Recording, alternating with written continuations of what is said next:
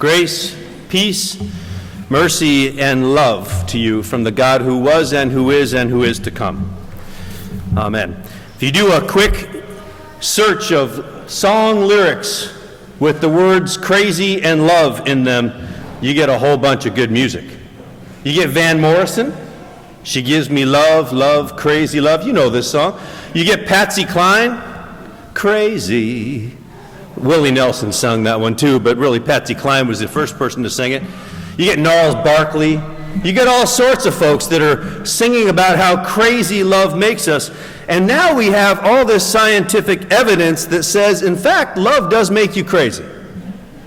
There are things that happen to you when you fall in love, chemically, things that happen to you. Your serotonin levels go up, your dopamine levels, your vasopressin, I think it's vasopressin, and then your oxytocin, which this is the chemical that makes us bond together. All these things start happening. You are drunk, crazy drunk on love. And just like when you are drunk in other ways, you probably shouldn't operate heavy machinery, but we do all the time, and we actually need it.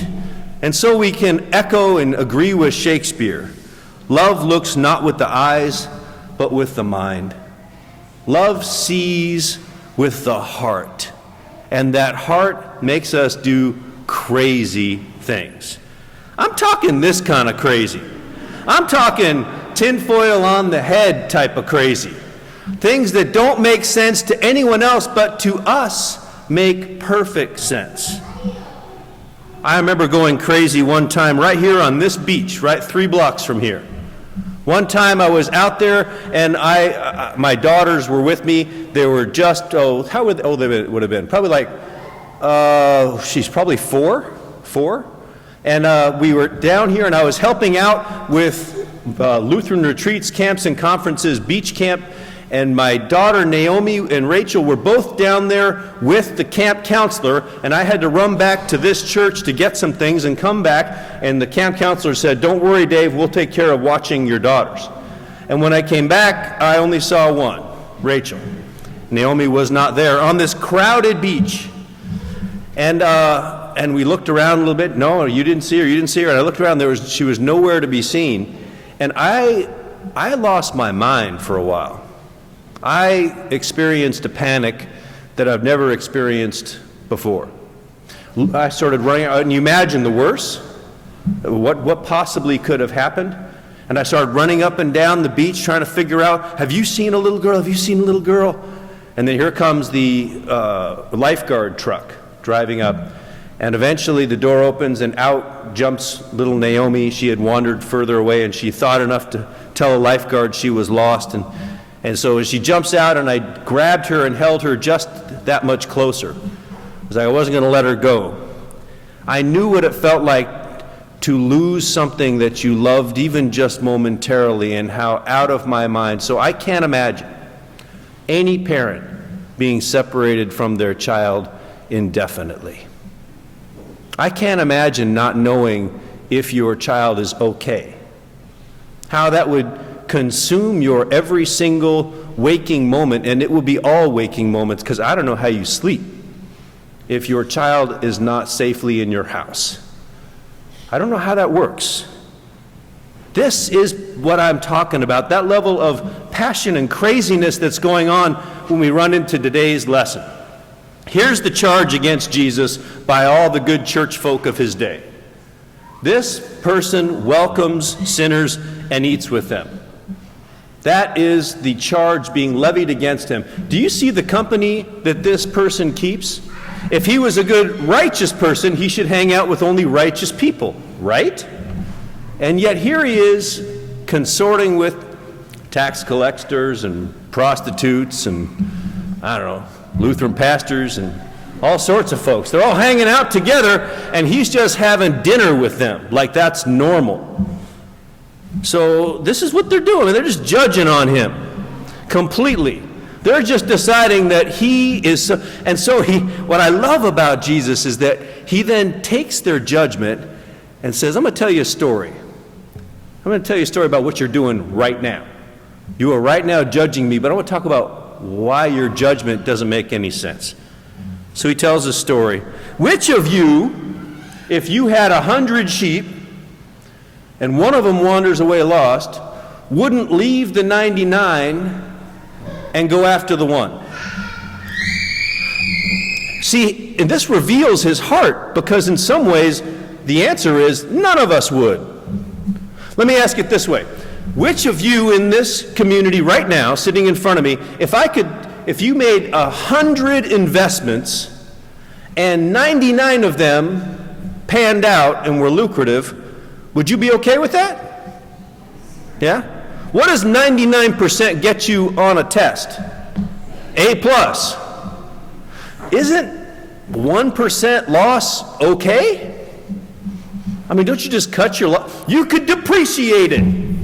You can write one sheep on your depreciation for your 1040 form the next year. Why would you go out of your mind? There must be something special about that sheep. Why would you leave all of your investments unsafe to go after the one that was in danger? And then when you came home, you'd throw a party because the lost was found.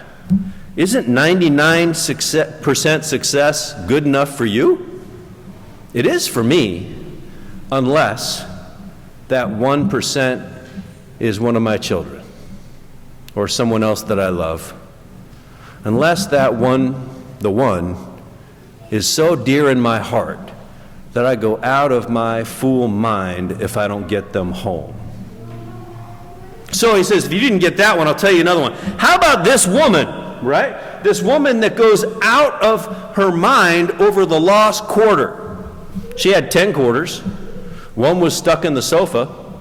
And she went and scoured the house, lit the lamp, and then said, after she found it, she went and got all the neighbors and said, I found my quarter party. All right, we're all going to come back to my house, and we're going to spend way more than a quarter to party about my found quarter. Does that make sense to you? Jesus, maybe there must be an important quarter. Maybe that was the quarter that represented that special time when she was with her beloved husband and they went on this trip to Portugal. And this is that quarter from Portugal. Maybe it must have more than just monetary value, because the response of the folks is just complete, huh? What do you mean? It's just, what do you mean that this is what I would do, right? There's this awkward moment where they're kind of looking at each other like, one lost sheep? One lost coin? I'm totally not following you, but it reveals the sacred heart of Jesus, which reveals the sacred divine heart. God's not okay unless we're all okay. God goes out of God's mind if any of us are lost. And there's so many ways for us to be lost. It's not okay that there are people whose homelands are being flooded and who will have no place to be, like these Rohingya. It's not okay that there are children in the world who don't have anything to eat today. It's just not okay. It's not okay that there are gay and lesbian teenagers like Nigel Shelby here who took his own life for being teased at the age of 15 for being gay. It's not okay to God's heart. There is no expendable write-off for any of these people. This is my new hero, Greta Thunberg. Do you know her? From Sweden. And she sailed across the ocean. And she says, it's not okay. I don't want your thoughts and prayers. I want your panic about the condition of the earth. It's not okay that we're tolerating what's happening in this climate crisis. And so I want to say today, if it's not good news for all people and all creatures, then it's not really good news for anybody. I used to say before, if it's not good news for the poor and the disenfranchised, then it's not good news at all. It has to be, this is what Jesus is trying to say. And so therefore, if the tax collectors, sinners, Lutheran pastors, and anybody else wants to hang out with Jesus, it's only because what they see in him is this heart that says we're not okay until we're all okay. Or as Dr. King said, injustice anywhere is a threat to justice everywhere, because we're totally connected. Last week we learned about the difference between circles and horseshoes. A circle, right, has an insider, outsider, but a horseshoe has an open door for everybody. This is the mission of the Church of Jesus Christ, to always have an open door for the people who are not part of our community or who feel as though they couldn't be part of our community. And I gotta say, church folk like you and me are usually the ones that narrow that opening to make it a circle. And so let us continue to ask ourselves hard questions. Who's not at our table? Who feels excluded at this time? And what will we be willing to change here to welcome them? The answer should be on that second question, everything. What would you do to get your beloved home and safe?